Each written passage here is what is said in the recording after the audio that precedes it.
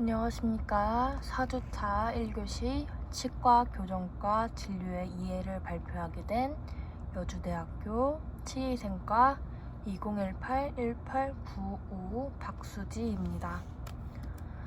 오늘은 구강악습관에 대해서 자세히 알아가 보는 시간 가지도록 할게요. 먼저 자세히 수업 들어가기 전에 어떤 것을 배울까 하는 목차 먼저 보실게요. 첫 번째로는 구강악습관의 종류에 대해서 볼 거고요. 두 번째로는 구강악습관의 영향에 대해서 볼 겁니다. 세 번째로는 저작, 발음에 대한 영향, 연화의 발달에 대해서 배울 거고요. 네 번째로는 근기능요법에 대해서 배우는 시간 가져보도록 하겠습니다. 그럼 시작해 볼까요? 먼저 구강악습관의 종류입니다. 구강악습관에는 여러 종류가 있으며 교합, 발음, 악골 성장 발육에 영향을 줍니다. 첫 번째로는 손가락 빨기, 흡집벽이 있고요.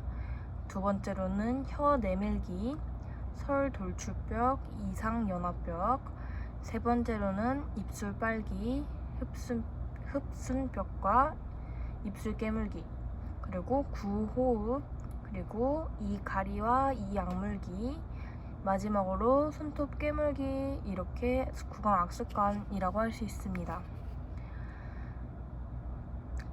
악압명 성장과 교합에 나쁜 영향을 미치는 구강습관 중 가장 흔한 것은 이 중에 손가락 빨기, 아까 말했듯이 혀 내밀기, 입술 빨기, 입술 깨물기, 구호흡, 이가리와 이약물기, 손톱 깨물기가 있는데요. 특히 손가락 빨기와 혀 내밀기는 부정교합의 주 원인이 될 뿐만 아니라 교정치료 중인 치아의 이동을 방해하며 교정장치 제거 후에 재발의 원인이 되는 구강악습관입니다. 구강악습관의 발생 빈도 잠깐 보고 가실게요. 손가락 빨기 발생 빈도는 유아기에서는 대략 70에서 90%로 매우 높은 수준이고요. 엄지손가락 빨기 습관은 유아에게서 볼 수 있는 생리현상으로 자궁 내에서도 빨기가 존재하는 것을 볼 때 인간은 생물학적으로 빨기에 대한 욕구를 가진다고 볼 수 있습니다. 소화기가 되면 약 20%에서 45%로 점차 감소하게 되는데 구강악습관 중에서 손가락 빨기가 가장 발생 빈도가 높은데 2살에서 3살까지는 정상적인 과정으로 볼 수 있게 됩니다. 손톱 깨물기는 손가락 빨기의 감소에 따라 5, 6세부터 증가하는 경향이 있게 되고 손가락 빨기의 영향에 의해 전치부가 개교 증상이 되면 혀를 내미는 버릇이 생겨 2차적으로 혀 내밀기 습관으로 이행해 가기도 합니다. 다음은 구강악습관의 영향입니다. 구강악습관의 부정교합에 대한 원인에는 손가락 빨기, 혀 내밀기, 입술 빨기와 입술 깨물기, 구호흡이 있는데요. 먼저 손가락 빨기의 악영향입니다. 많은 아이들이 다양한 이유로 손가락 빠는 습관을 가지고 있습니다. 손가락 빨기는 출생 직후부터 시작되며 대부분 3살경 이후에 사라지게 되고요. 장기간 지속되는 손가락 빨기는 상악, 전돌 및 개교와 같은 부정교합을 유발할 수 있게 됩니다. 손가락 빨기가 치열과 치주돌기에 미치는 영향은 습관의 빈도, 강도, 지속시간, 흡인하는 손가락 종류와 위치, 유전적 요인에 의한 악골 형태의 조건에 좌우되게 되고 손가락 빨기에 의해 치아가 어느 정도 변이되었는가는 압력의 크기보다 빈도와 관련이 있게 됩니다.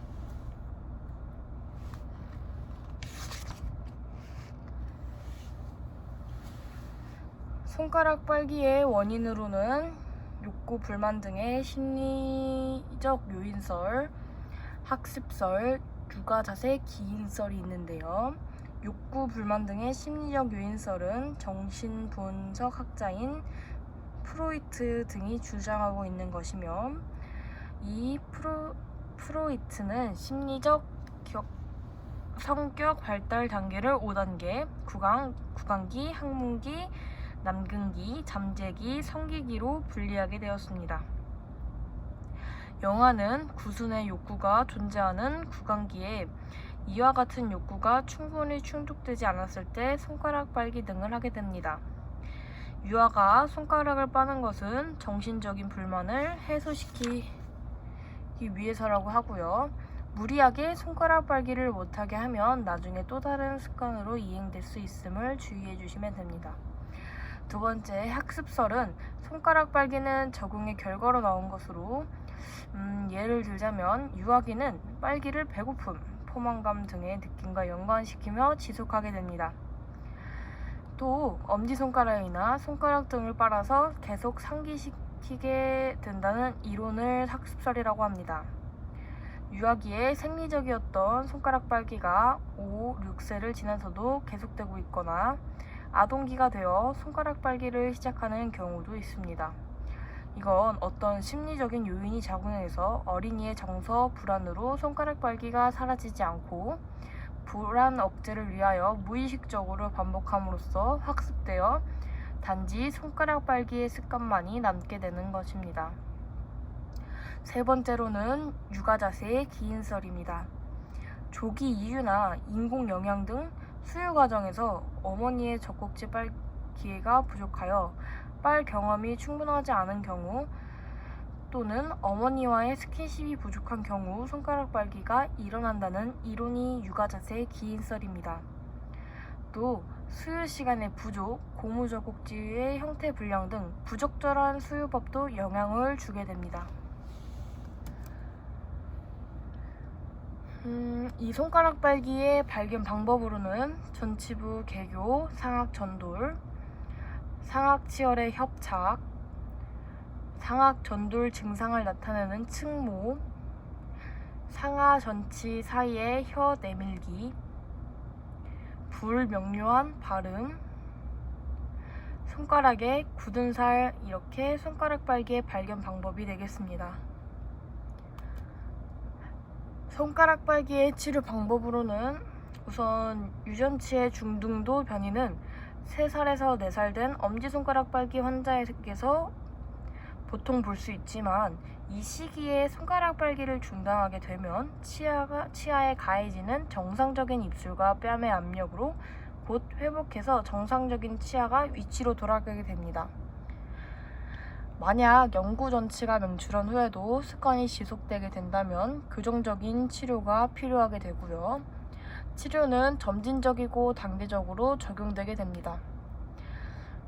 먼저 문제에 대해 어린이 환자와 대화를 시작하는 것이 좋고 강압적인 방법이나 부끄럽게 하는 방법을 사용해선 절대적으로 안 되며 대신 조용하고 친밀하게 대화를 통하여 아동의 습관에 대한 태도를 알아내도록 해야 합니다.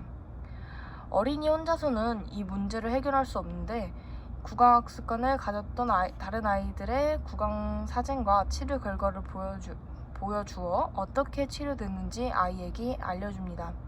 그리고 환자에게 손가락 빨기 여부를 기록하게 하는 것도 좋은 방법이고 손가락 빨기 중지 용품으로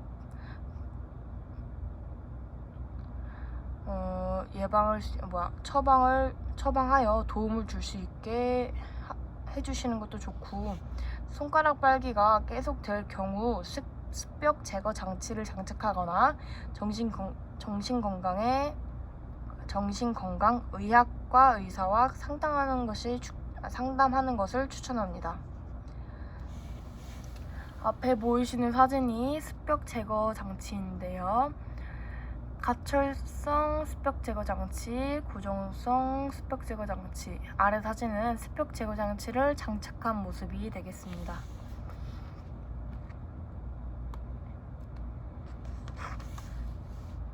이번에는 구호흡인데요. 이 구호흡은 우선 원인과 증상을 한번 보겠습니다. 어린이에게서 비기도가 부분적으로 폐쇄되는 경우에 발생하는 그런 증상입니다. 비호흡을 방해하는 요인으로는 비점막의 만성 감염에 의한 비계골의 비대, 협착, 비중격의 전이와 같은 물리적인 폐색, 편도나 아데노이드 조직의 비호 등을 들 수 있습니다. 구호흡 환자는 크게 폐쇄성 구호흡, 습관성 구호흡, 해부학적 구호흡 이렇게 세 가지로 분류할 수 있게 됩니다. 먼저 폐쇄성 구호흡 환자는 코로 통하는 공기의 정상적 흐름에 그 흐름에 대한 저항이 커졌거나 완전히 막혀서 입을 통해 호흡하는 경우, 이 경우가 폐쇄성 구호흡 환자이고요. 습관성 구호흡 환자는 비정상적인 기도 폐쇄 요인이 제거되어도 습관적으로 구호흡을 계속하는 경우입니다.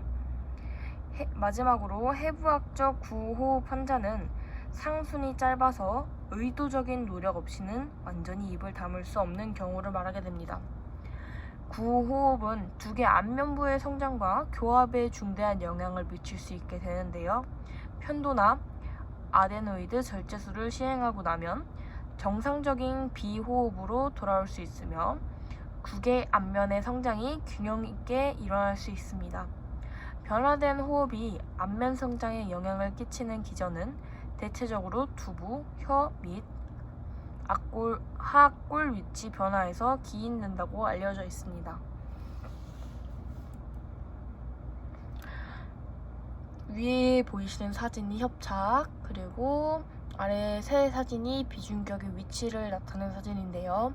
맨 왼쪽은 일반적인 코, 두 번째로는 C타입으로 변형된 비중격, 마지막 오른쪽 사진은 S타입으로 변형된 비중격 위치의 사진입니다.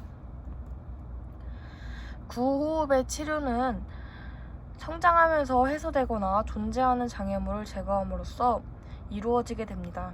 소아청소년과나 이비인후과에 의뢰하여 비인후 기도의 크기와 아데노이드의 팽창, 비중격의 전이 등 해부학적인 기형을 검사하고 수술이 필요한지를 결정해야 합니다. 많은 경우 외과적 수술 후에도 구호흡 악습과는 잔존하게 됩니다. 이런 경우 환자의 교합을 평가하여 전치부의 공간을 갖는 1급 부정교합인 경우 오랄 스크린을 장착합니다. 이 장치는 대개 밤에만 장착하거나 낮에도 장착하면 치료가 더 빨리 진행되게 됩니다. 2급 부정교합이나 3급 부정교합이라면 액티베이터를 장착해 주시면 됩니다. 왼쪽에 보이시는 사진이 액티베이터 사진입니다.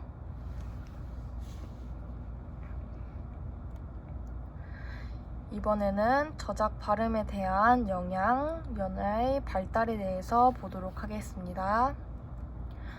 먼저 저작입니다. 혀 내밀기에 의해 전치부와 구치부가 개교 증상을 나타내면 교합 접촉이 적어지고 저작 기능은 장애를 받게 됩니다.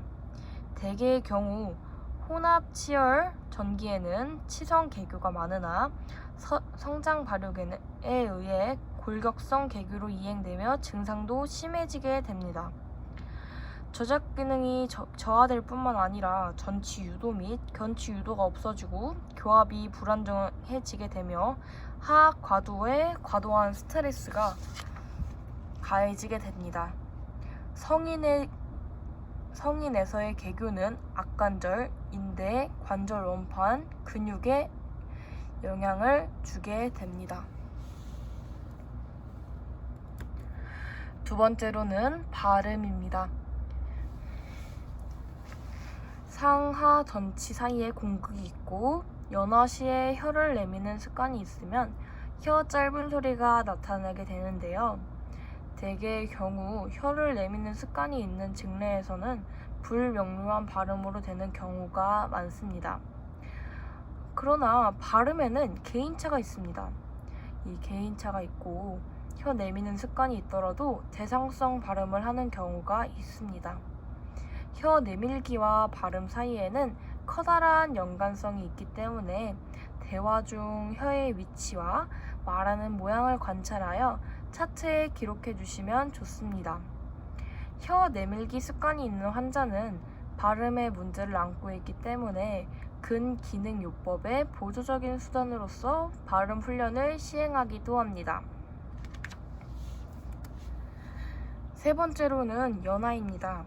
유아가 연화를 할 때 나타나는 유아형 연화는 이행기를 거쳐 성숙형 연화로 변화해 갑니다. 유아가 성인과 다른 연화를 하는 것은 치아의 맹출, 혀의 형태와 크기, 하악의 상태 등 구강 내 상태가 다르기 때문입니다. 유아형 연화의 특징은 총 4가지가 있는데요. 한번 볼게요. 상, 하악, 치제 사이에 혀를 넣고 하악을 고정합니다. 두 번째, 상, 하, 치아가 교합하지 않고 세 번째, 혀가 앞쪽으로 돌출합니다. 네 번째, 안면근과 구강 주위근을 활발하게 움직임으로써 연화 운동을 합니다. 이렇게 유아형 연화의 특징을 보셨고요. 아래 보이시는 사진은 연화 시 근육 운동에 대해서 보여준 거고, 그 옆에 사진은 연화 중 혀 내밀기의 사진을 보여준 겁니다. 아래 왼쪽 사진은 올바른 연화와 잘못된 연화 2가지로 사진을 분류해서 보여드렸고, 네, 오른쪽은 말 그대로 연화 중 혀 내밀기 사진입니다. 다음은 근기능요법입니다. 근기능요법은 손가락 빨기와 혀 내밀기에 의해 발생한 개교 증상과 구강주의근 부조화를 혀와 구강주의근의 훈련에 의해 조화로운 상태로 개선하고 교합 상태에 좋은 영향을 부여하려고 하는 것입니다. 개교에 대한 치료의 근기능요법을 적용하는 것은 연조직을 훈련시켜 혀를 새로운 환경에 순응시키는 것이 목적입니다. 혼합치열기는 혼합치열기의 치성개교, 교정치료 중과 치료 후로 나타난 혀 내밀기에 의한 교합 불안정 상태 또는 외과 교정을 시행한 경우 등의 근기능요법이 적용됩니다. 근기능요법의 3가지 항목을 하나의 과정으로서 적용하게 되는데 3가지 항목 한번 보실게요.